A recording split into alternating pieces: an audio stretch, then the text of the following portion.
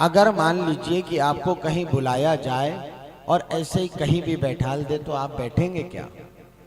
उस भक्ति के प्रभाव को छिन्न ना हो सके, इसीलिए भगवान ने ब्रज में अपनी सारी लीलाएं करी। और विरज, ब्रज को विरज कहा जाता है। विरज अर्थात जिसके अंदर किसी तरह की आसक्ति ना हो, जिसके अंदर किसी तरह की वासना ना हो, वह है ब्रज।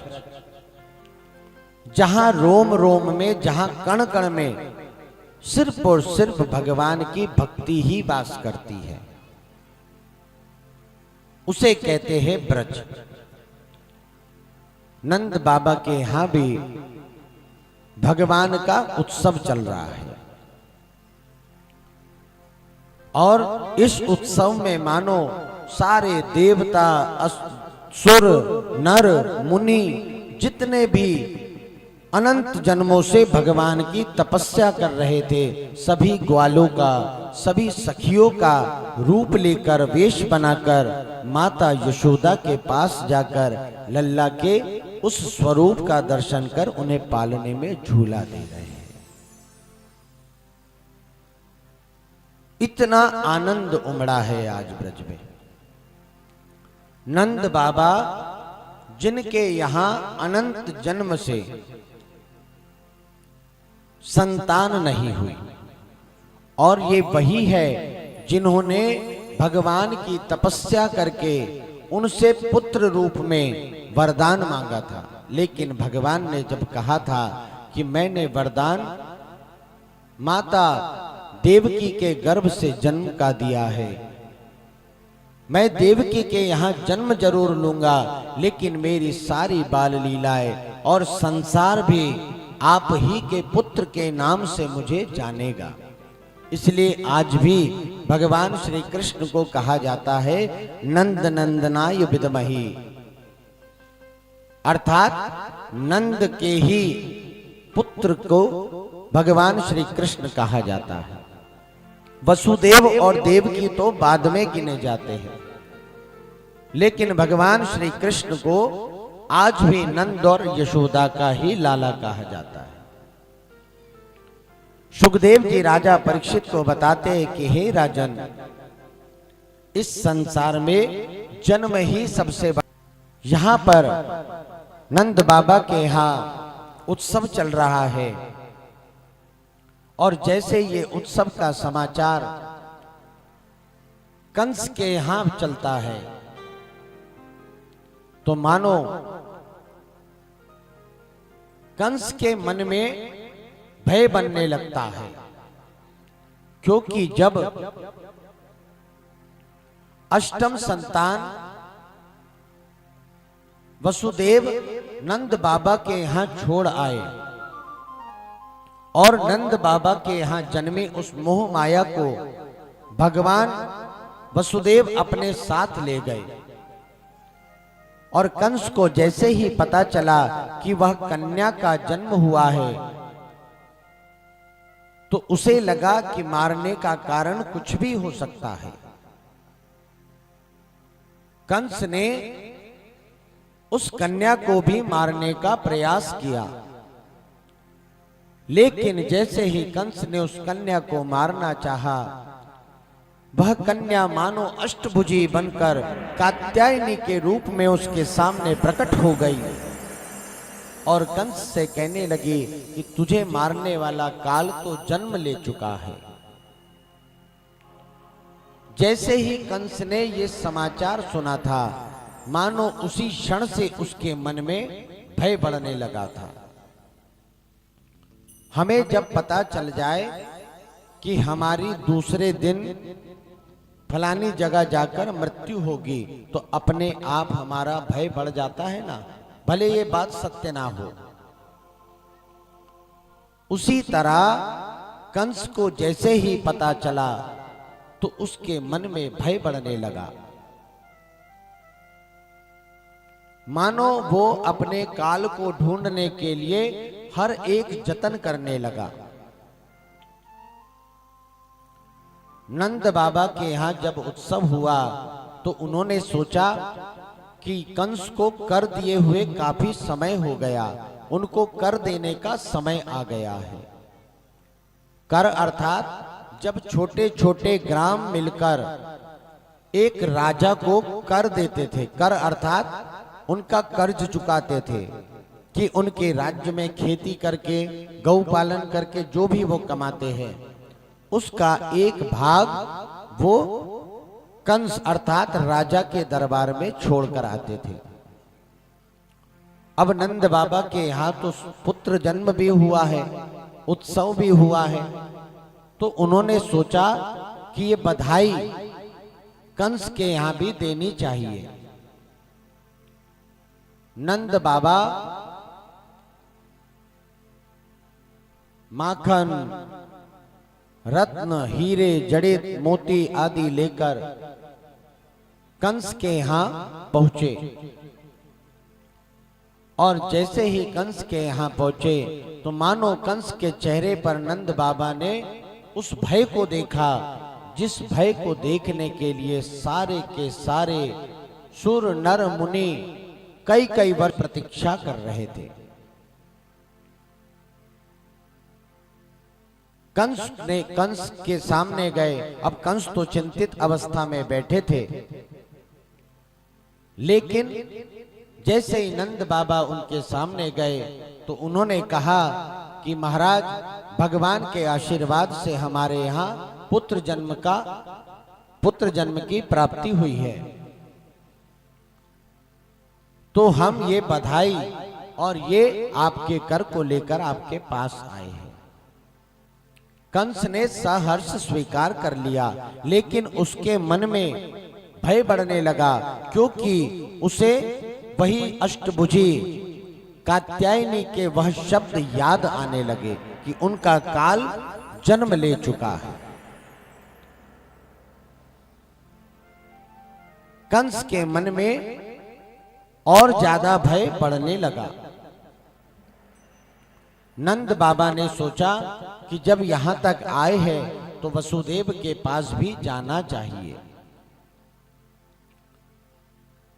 जब कोई हमारा अपना बहुत दुखी हो और उस पर बहुत बड़ा दुख बीत जाए तो उसके दुख में बैठने और उससे मिलने अवश्य जाना चाहिए। सुखदेव जी राजा परीक्षित को कहते कि हे राजन, यहां पर नंद बाबा के यहाँ पुत्र जन्म की प्राप्ति हुई है, उनके यहाँ उत्सव हुआ है, लेकिन नंद बाबा ने ये बात वसुदेव से छुपाकर वसुदेव के पास जाकर कहा कि हे वसुदेव, हमें पता चला कि आपकी 8 संतानों को कंस ने मार दिया। कहते हैं हम कितने भी खुश क्यों ना हो जाए, लेकिन यदि हमारा कोई अपना बहुत दुखी है तो उसके सामने कभी अपनी खुशी प्रकट नहीं करना चाहिए, क्योंकि एक दुखी व्यक्ति के मन में कितना दुख होता है कि अगर आप उसके सामने खुशी व्यक्त करेंगे तो वह धीरे धीरे ईर्ष्या के रूप में जन्म ले लेती है। इसलिए सुखदेव जी महाराज राजा परीक्षित को कहते कि हे राजन, वसुदेव के पास जब नंद बाबा गए तो उन्होंने वहां अपनी खुशी नहीं बताई, बल्कि उन्होंने वसुदेव से उनके दुख का हाल पूछा और उन्हें ढांढस दी। कहा कि भगवान सब अच्छा करेंगे, तुम भगवान पर विश्वास करो, वो एक ना एक दिन तुम्हारे सारे कष्ट दूर करेंगे।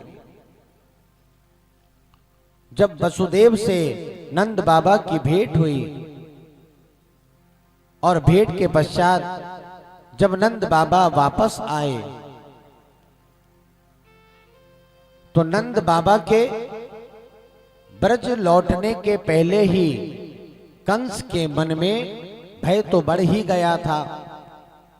तो कंस ने तुरंत ही पूतना को आदेश दिया कि हे पूतना, जिस समय देवकी के यहाँ गर्भ हुआ था, संतान ने जन्म लिया था, उस समय से लेकर अब तक जितने भी बच्चे, जितने भी संतान का ब्रज में जन्म हुआ है, सभी को मार दो। न जाने किस रूप में काल किसके यहां जन्म लिया होगा। सुखदेव जी राजा परीक्षित को कहते हैं कि हे राजन, यहां पर पूतना का एक वर्णन आता है। पूतना इस शब्द में ही अगर इसको विच्छेद करे, पूतना अर्थात जिसकी संतान नहीं, ऐसा नहीं है। पूत अर्थात पवित्रता और ना अर्थात नहीं। जिसके मन में पवित्रता नहीं वह है पूतना।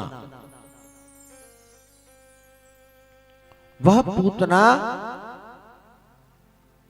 बाहर से इतना सुंदर स्वरूप लेकर ब्रज में आई कि मानो जिसके सामने वो जो शब्द बोल दे, एक मोहिनी सी उसे लग जाए और वो उसकी हर एक बात मानने लग जाता। पूतना ब्रज में निकलती है और ब्रज में जहां जहां उसे पता चलता है कि यहां पर संतान का जन्म हुआ, वो वहां वहां पहुंचकर उन संतानों को अपना स्तनपान कराती, अर्थात दूध पिलाती। पूतना राक्षसी है, वो चाहे जैसा भी रूप हो वैसा रूप वह धारण कर सकती है। और सुखदेव जी राजा परीक्षित को कहते हैं कि हे राजन, जैसे ही पूतना नंद बाबा के द्वार पहुंची, यहां मैया यशोदा अपने लाला की खुशी में इतनी मगन है कि वे ये भी नहीं देख रही है कि घर में कौन आया और कौन नहीं आया। जब हमारे यहाँ कोई बहुत बड़ा आयोजन होता है या कुछ होता है तो हमारा सारा ध्यान व्यवस्थाओं में होता है ना। हमें ये भी नहीं पता होता है कि कौन कब आकर हमसे मिलकर बोलकर चला गया। जब हम बाद में सोचते हैं कि ये तो आया ही नहीं, और बाद में पता चलता है कि वो आकर चला भी गया। यहां पर जब पूतना मैया के दरवाजे पर आई और वो उनसे कहने लगी कि हे यशोदा, तुमने मुझे पहचाना नहीं? मैंने तो कई कई वर्षों से तपस्या करी कि यशोदा के यहाँ संतान होना चाहिए।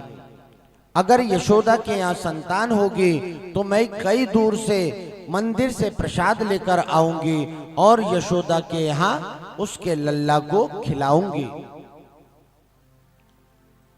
मैया यशोदा ने सोचा कि भाई पूरे सारे ब्रज में किसी ना किसी का आशीर्वाद होगा जो आज हमारे यहाँ लल्ला का जन्म हुआ है।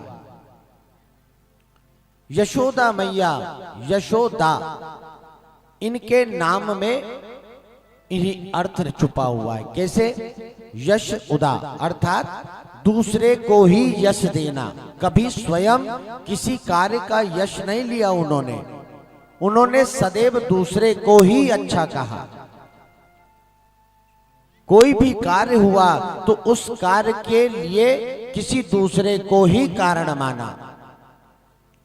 उन्होंने ये सोचा कि हो सकता है ये जो कह रही है ये सत्य हो, कि इसी के आशीर्वाद से हमारे यहां संतान का जन्म हुआ है। सुखदेव जी राजा परीक्षित को कहते हैं कि हे राजन,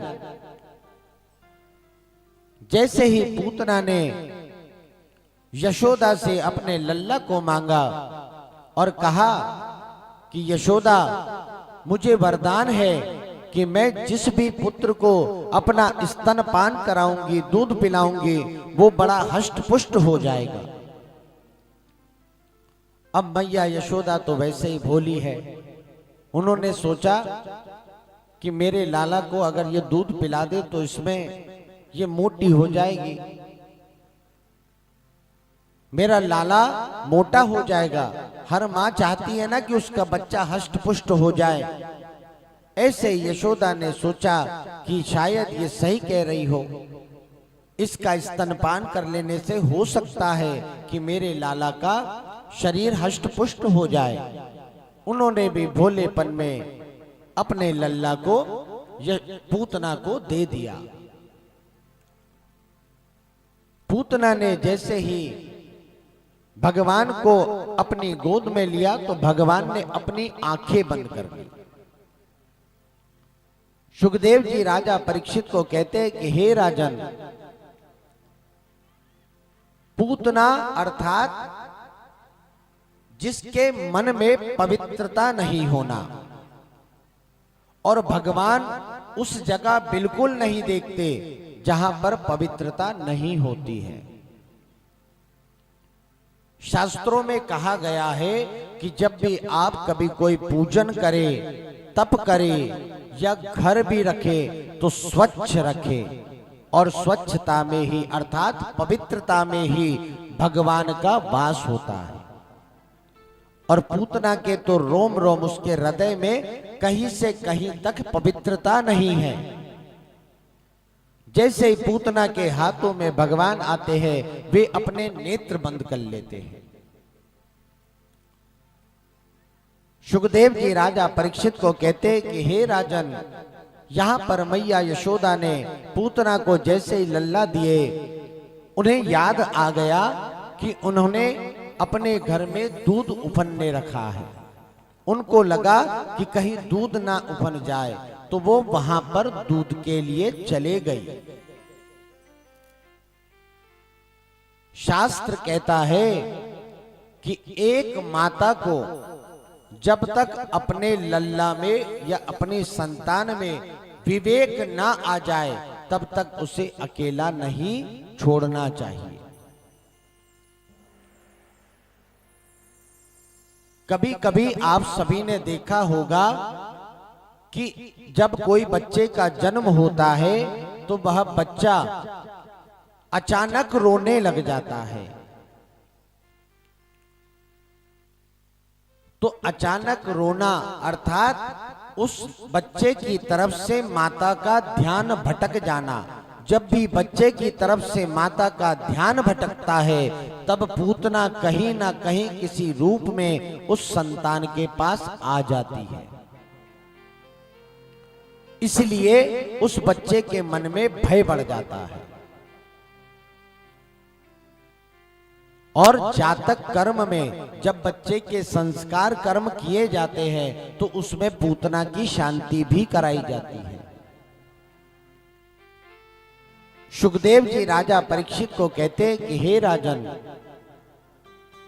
एक नवजात शिशु जिसके अंदर विवेक ना आया हो और जिसकी दृष्टि स्थिर ना हुई हो, उसे कभी माता अकेला ना छोड़े। अगर वह अकेला छोड़ेगी तो अनिष्ट होने की संभावनाएं बढ़ जाती है।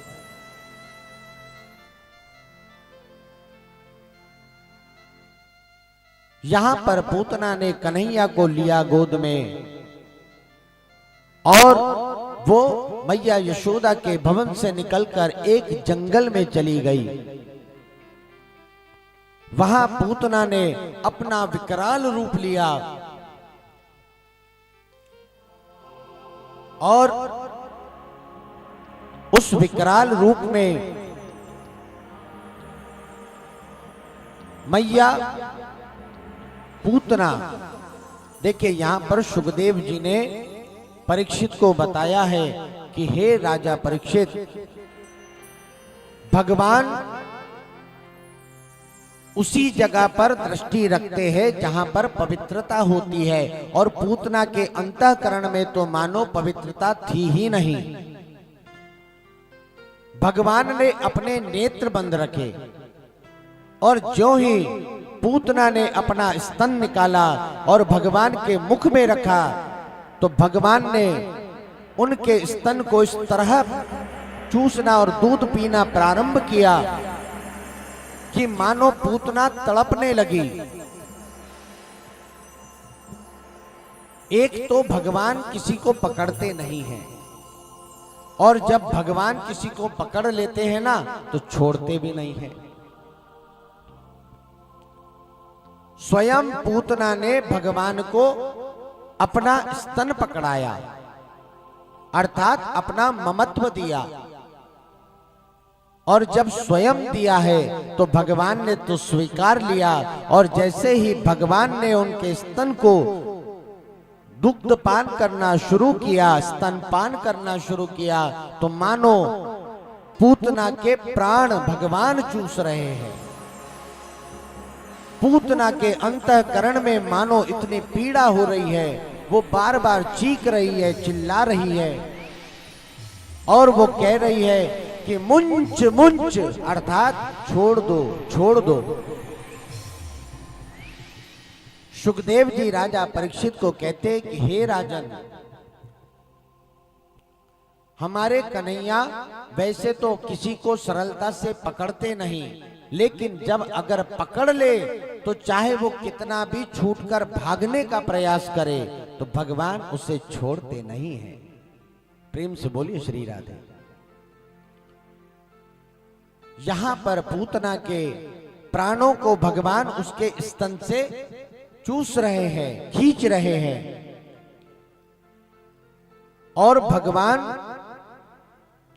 पूतना के सारे प्राण स्तन के द्वारा चूस रहे हैं, और पूतना का प्राणांत हो जाता है। पूतना का इतना विकराल स्वरूप,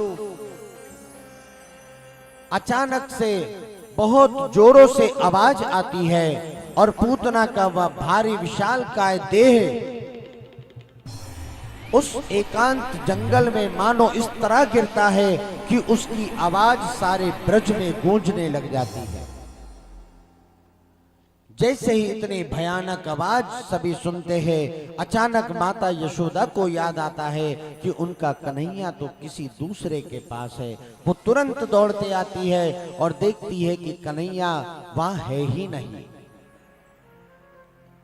वो घबरा जाती है, और जैसे ही गांव में गौ चराने वाले ग्वाले नंद बाबा के पास आते हैं और उन्हें सारा वृत्तांत बताते हैं कि एक विशाल काल राक्षसी हमारे वन में गिरी पड़ी है।